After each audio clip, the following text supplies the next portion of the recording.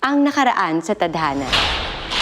Akala ko bawal na ito. Pasok yan sa regulations dahil wala namang mass gathering yan eh. Yun! Paano? Tayo, namiyado tayo! Talamak ang pagkasugarol ni Jerry. Nanalo nga ako ng 200,000 pesos, di ba? Eh, ang kinuha mo, 300,000 pesos. Marunong ka bang magbilang? Hindi ka nanalo, talunan ka! Hindi ako talunan! Tay! Tay! Tay! Tay! Tay! Tay! 500,000 yan. Sarado. Salamat, pare, ah. Magkano ba yung kakailanganin mo para sa kimo ni Mang Felipe? Lagpas kalahating milyon, kasama na yung maintenance. Itong pera na to, tatayaan natin yan sa parada. Gigitna lang tayo. Tudoble pa yan. Meron silensya. Meron wins. Namamutang ka na kay Tom ng kalahating milyon? Bakit kailangan mong ibenta ang restaurant? Pati na nga ang natitira nilang ipon na pampagamot sana ng may sakit na ama, naisugal pa niya at naipatalo sa online sabong. Bakit pinusugal mo yung pera? Sana mapatawad mo ako. Dahil dito, dumating na rin sa sukdulan ang galit ng asawa niyang si Cheryl. Ayoko na! Sa sugal, may ilang sinuswerteng manalo at umaasenso ang buhay. Pero mas marami naman ang natatalo. Gaya na lang ni Jerry na isinugal na ang lahat at nalalagay na ngayon sa alanganin ang kanilang kabuhayan, ang buhay ng kanyang ama at ang relasyon nilang mag-asawa. We're sorry. The number you have reached is not in service.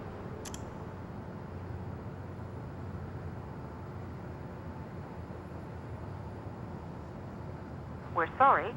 The number you have reached is not in service.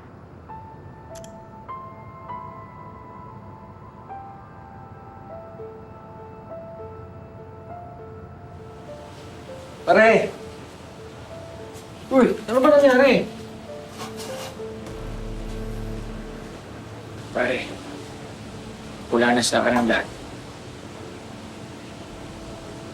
Anong ibig mong sabihin? Yung tatay ko, aga ubuwi sa ospital.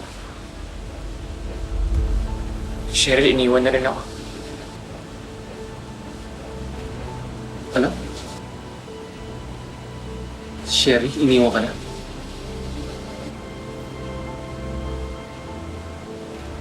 Bakit? Nalaman niya na sunog na sa sugal yung perang inutang ko sa'yo.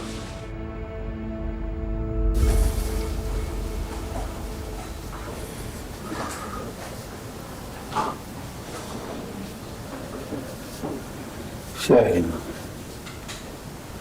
Cheryl.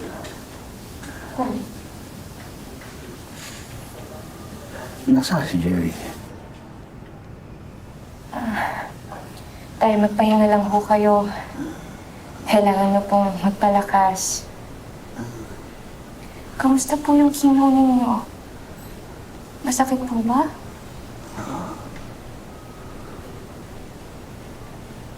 Nasaan ang anak ko?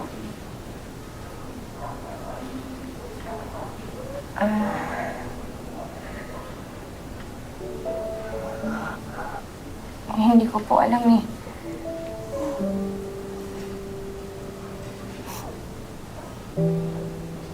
Umalis lang po ako sa amin. Hiniwalayan ko na po siya.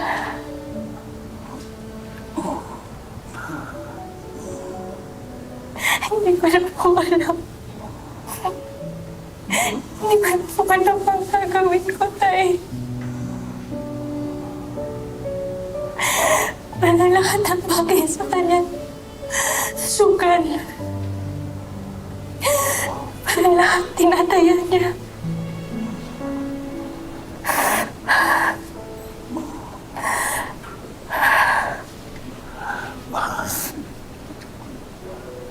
Kailangan mo lang ang pahinga. Kailangan nyo na ng espasyo sa isa't isa. Ha? Jerry. Kailangan ka ni Jerry.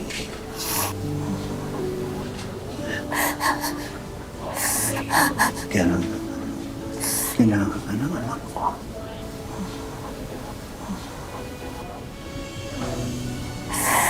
Gusto ko lang naman po matutunan niya na hindi ko lahat ng gusto niya pwedeng mangyari.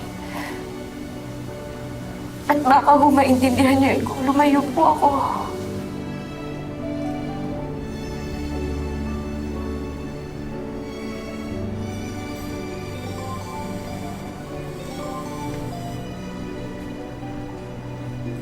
Tay, sandali lang po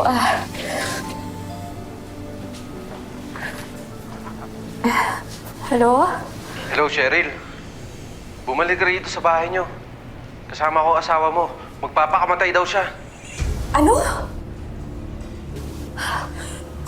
Tay, babalikan ko kung kayo may aasikasukin lang po ako, ha?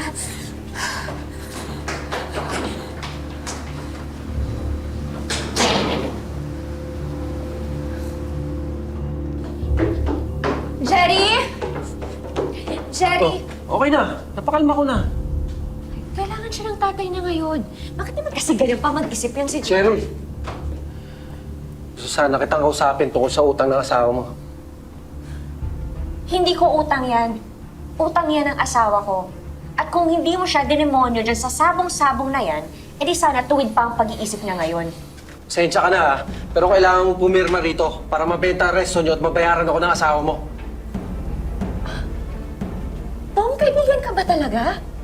Yung tatay niya nakaratay sa ospital. Nag-aagaw buhay. Tapos gigipitin mo siya dahil dyan sa bisyo niyo? Swapang ka! Kulang-kulang 2 milyon ang utang sa akin ng asawa mo.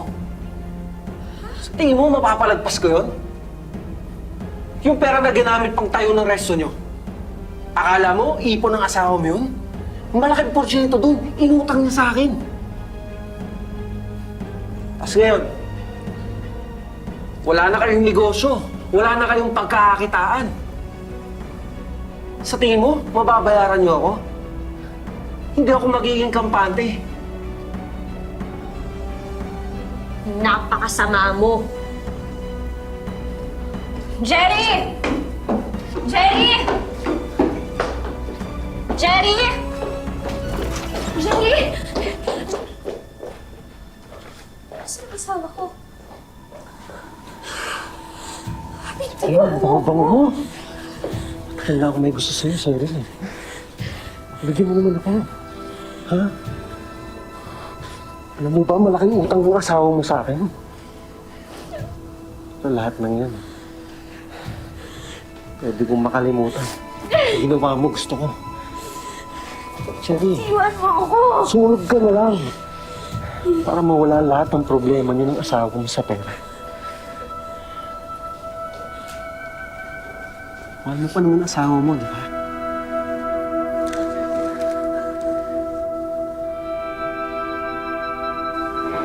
Gawin mo lahat, di ba? Para sa asawa mo.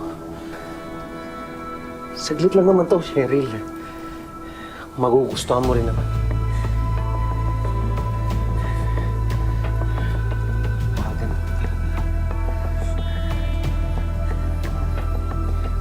Saglit lang to.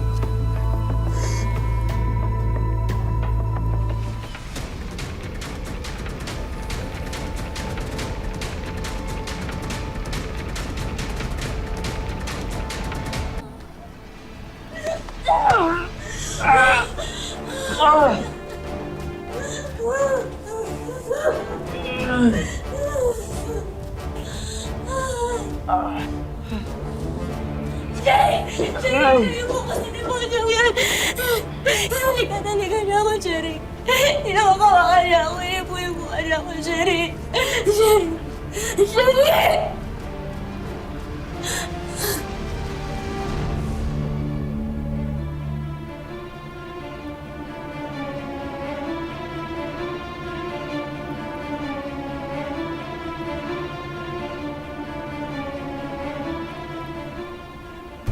Ano yung ibig sabihin nito?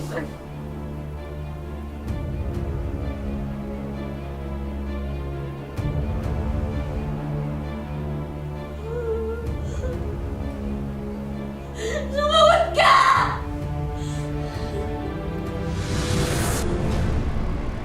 Eh, yung iba iba mong utang, alam na niya ba?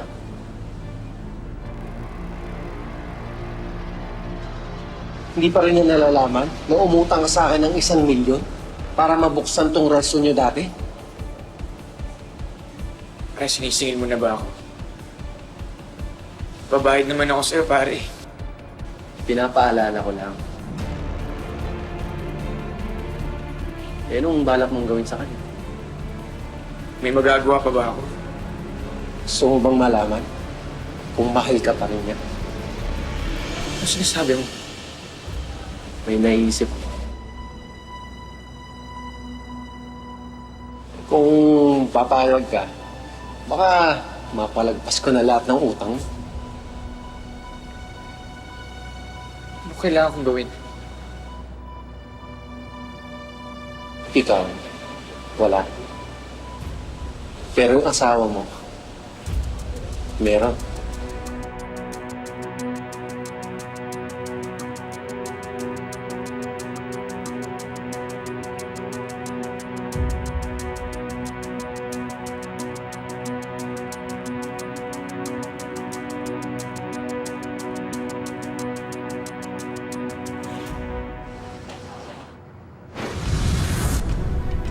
Gustahan kami ng asawa mo.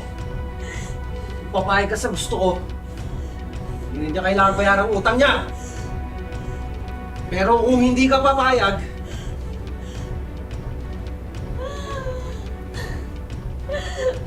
Kung hindi, ano? Kung hindi, ano? hindi na niya kailangan bayaran interest ng utang niya. Ewan ka! Paano mo nagawa sa akin to? Ah! Paano mo nagawa sa akin?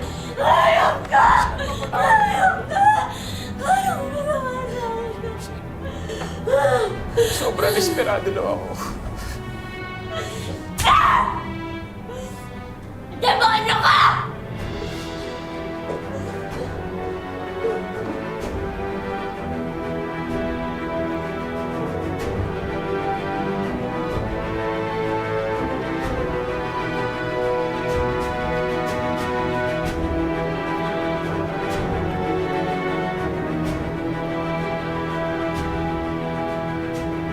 Lalong tumindi ang galit ni Cheryl nang malaman niyang pati pala siya ay parang manok na sinabak sa tupada ng sugarol niyang asawa. Dahil dito, kumbinsido na si Cheryl na mag-file ng annulment case para maipawalang bisa ang kasal nilang dalawa.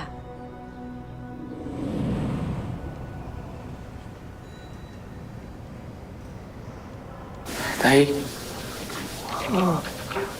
pasensya na ho kayo ha. Nahuli yung second chemo nyo. Pero huwag po kayo mag-alala sa mga susunod na chemo nyo.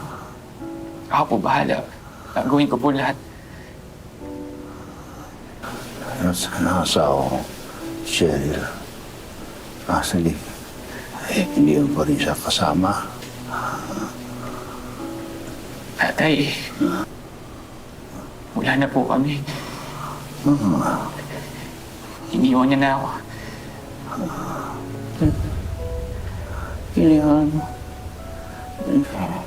Hindi mo hinabol. Binabayaan mo siya. Pinatalo mo ang asawa mo. Ha? Tay, kahit ano pong gawin ko, di niya na ako babalikan eh. Kaya, mas pagtutuunan ko po ng pansin yung pag-aalaga ko po sa inyo, Tay. Tsaka kung saan po ako makakahanap ng panggastos dito sa ospital, Tay.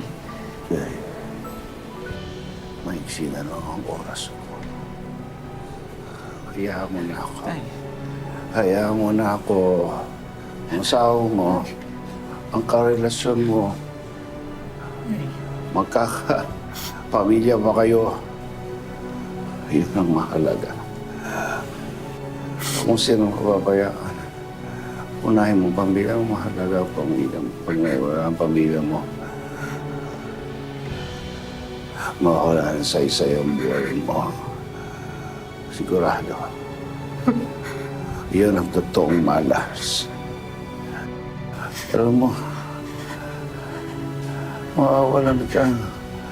Ibig sabihin sa buhay mo. Kaya, ipanalo mo ang asawa mo. Pamilya mo na. Pamilya mo na, pamilya. Pamilya mo na. Tay, salamat po kasi napatay niyo pa rin ako.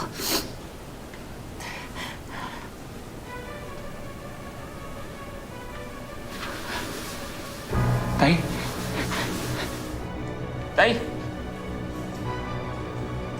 Tay! Tay! Tay! Tatay! Tatay ko! Tay! Huwag niyo ko iwan, Tay! Tay! Huwag niyo ko iwan, Tay! Nurse! Nurse! Tay! Tay!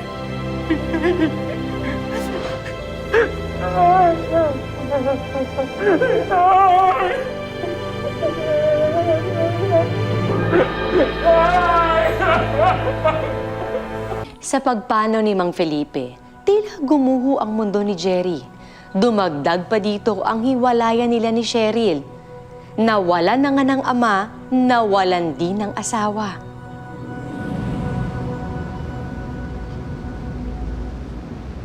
Cheryl, ito yung lahat ng pinagbentahan ng restaurant natin.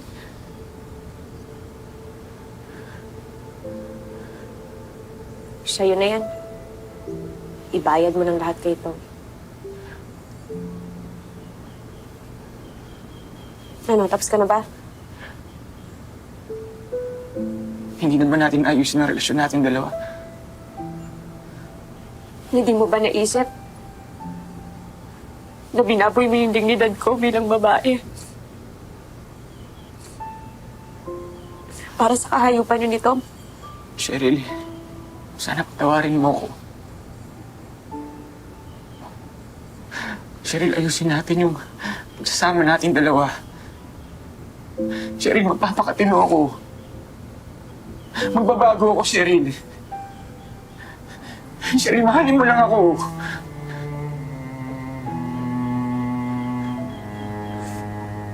Huli na, Jerry.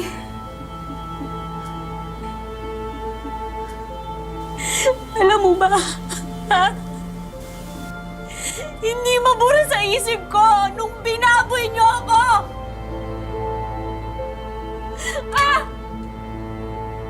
Binaboy mo ako! Sabi mo sa akin, mahal mo ako, di ba? Anong ginawa mo, Jerry? Asawa mo ako! Ah, humarap ka sa akin, paano mo nagawa yun? Alam mo ba kung anong tingin ko sa sarili ko, ha? Kamali ako. Naging makasarili ako. Cheryl, nagpadala ako sa tukso. Pero gusto ko malaman mo na mabuti akong tao, Cheryl. Gusto ko magaling sa'yo na mabuti akong tao, Cheryl.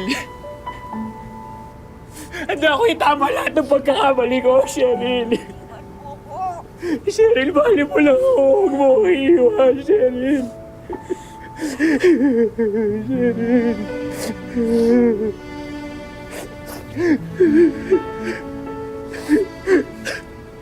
Cheryl, handa ako itawid ng lahat. Ayusin mo yung buhay mo.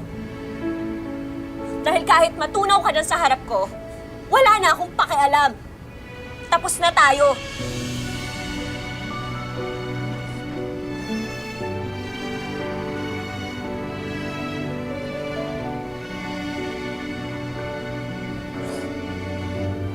Cheryl!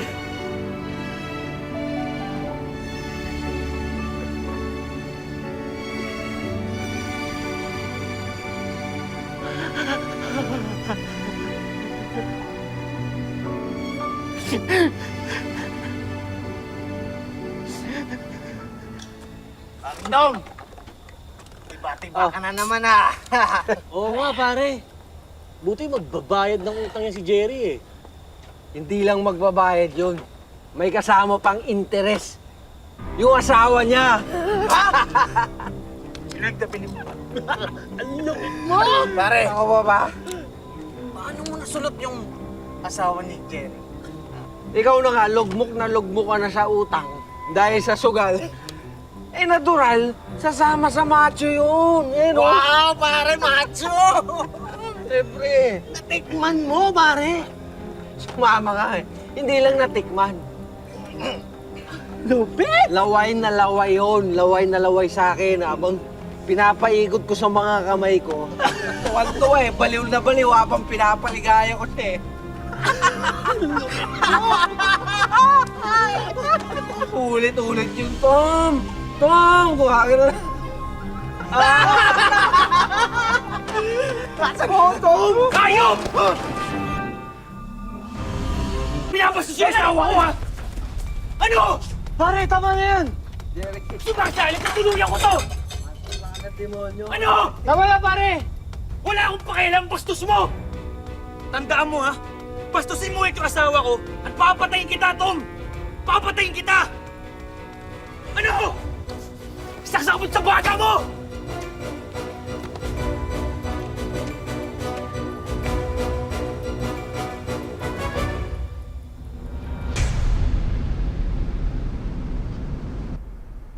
O, tay, kape ho, o. Tama na. Yan, mainit pa.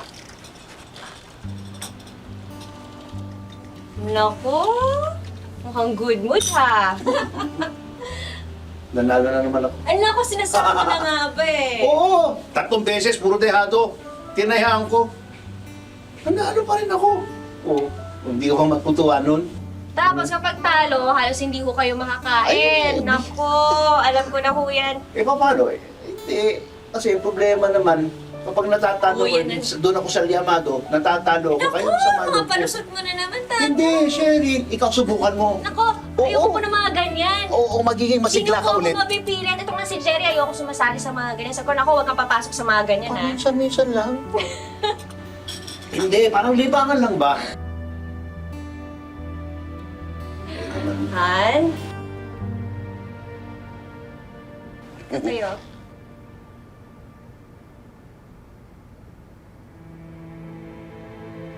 Tawarin niyo.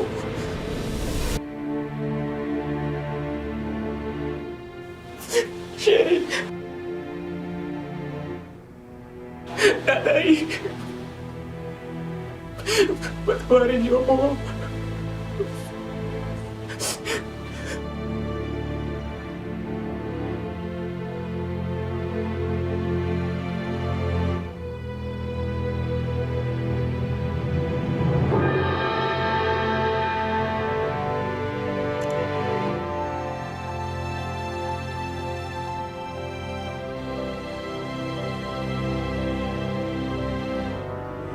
Di nagtagal, naaprubahan ang annulment ng kasal ng dalawa. Mula noon, nagpasya si Jerry na ayusin ang buhay niya at talikuran na rin sa wakas ang pagsusugal. Si Cheryl naman, ang huling balita niya, nagtayo ng sarili niyang restaurant.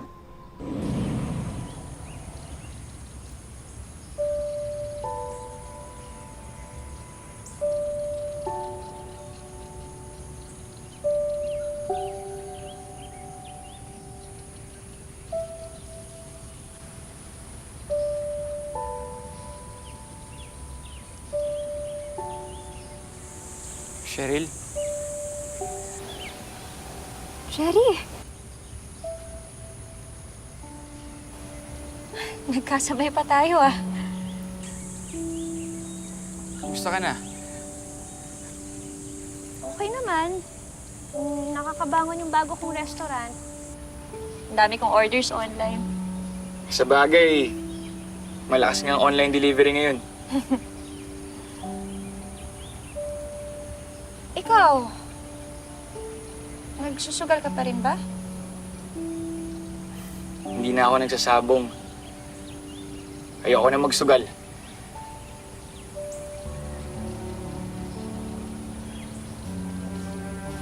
Mabuti naman kung ganon.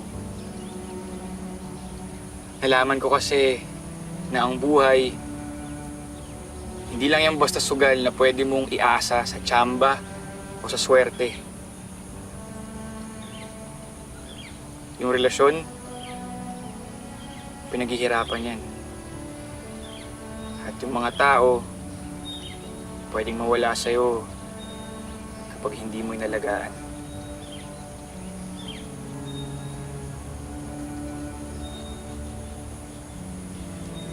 Sige. Babalik na ako sa restaurant. Ayoko kasi iwan yung staff ko doon. Cheryl. Cheryl. Kung susugal man ako ulit, ikaw yun. Tayo.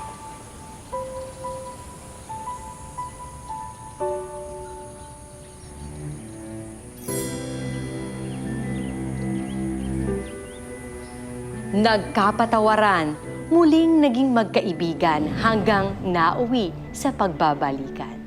Nalaman din ni Jerry kung ano ang mahalaga at tunay na magpapasaya sa kanya.